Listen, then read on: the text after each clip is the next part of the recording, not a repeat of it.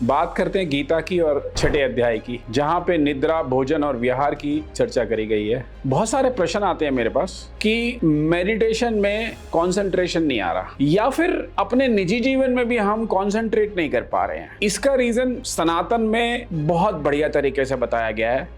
मैं कई बार बता चुका हूं, सनातन एक साइंस है, एक वे ऑफ लिविंग है, और सारे लॉजिक दिए गए हैं उसमें। और हमारे ऋषि मुनि, पुराने ऋषि मुनि, उन सारे साइंस का, उन सारे लॉजिक्स का बहुत अच्छी तरह से पालन करते थे। तो उसी विषय पे आज चर्चा करते हैं कि ये कंसंट्रेशन क्यों नहीं आता मेडिटेशन में। खास तौर पे ये मैं वीडियो उनके लिए बना रहा हूं जो मेडिटेशन या अध्यात्म में आगे बढ़ना चाहते हैं। देखिए, जो हम भोजन खाते हैं उसका सीधा संबंध है हमारी कंसंट्रेशन से। आप कहेंगे कैसे? आइए मैं समझाता हूं आपको आज। कुछ लोग हैं दिन में एक बारी भोजन करते हैं, कुछ लोग दिन में 2 बारी भोजन करते हैं, कुछ लोग दिन में 3 बारी भोजन करते हैं, और कुछ लोग 4 या 5 बारी भी कुछ ना कुछ खाते रहते हैं। अब इनको कैटेगराइज किया गया है सनातन में कैसे?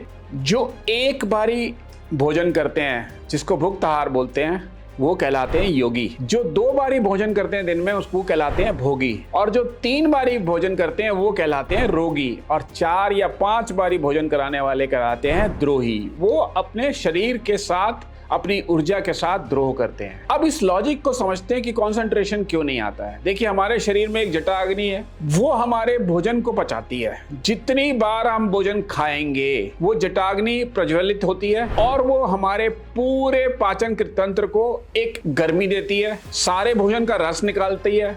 वो रस सारा हमारी मांसपेशियों और हमारे ध्वनियों में जाता है, नसों में जाता है और खून में जाता है, रक्त में जाता है। लेकिन होता क्या है, जब हम एक बारी भोजन करते हैं तो वो अग्नि को सिर्फ एक ही बारी प्रज्वलित होना पड़ता है दिन में, और अग्नि को प्रज्वलित करने में एक ऊर्जा नष्ट होती है शरीर की। वो ऊर्जा कहां से आती है? हमारी मांसपेशियों से और हमारी दिमाग से, मस्तिष्क से। तो इसका मतलब हम अननेसेसरी कंजम्पशन कर रहे हैं ऊर्जा का अपनी मांसपेशियों से और अपने मस्तिष्क से। जब हम बार बार भोजन करते हैं और बार बार वो अग्नि प्रज्वलित होती है, अब जितनी बारी वो हम खाना खाएंगे ना ज्यादा, तो वो अग्नि मंद पड़ती जाएगी। जैसे आप कोयले के ऊपर कोयला डालते जाएं तो उसकी अग्नि कम हो जाती है, फिर उसको टाइम लगता है और उसको बहुत ऊर्जा चाहिए होती है दोबारा लौ बनने के लिए। यही हमारे अंदर होता है। जब हम अनावश्यक बार बार खाना खाते हैं तो हमारी जटा अग्नि को बार बार जलना पड़ता है, लेकिन वो जो शक्ति चाहिए उसको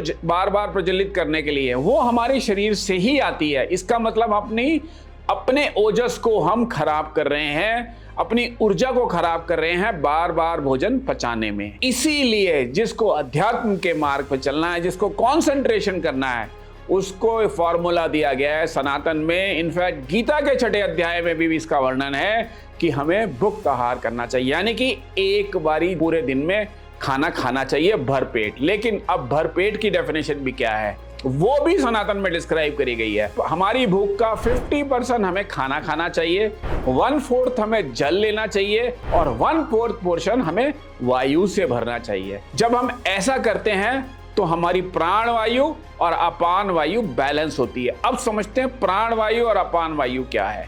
हमारी प्राण वायु है हमारे हृदय चक्र से ऊपर, ये हमेशा हमारे को ऊपर की तरफ खींचती है, यानी कि अध्यात्म की तरफ लेके जाती है।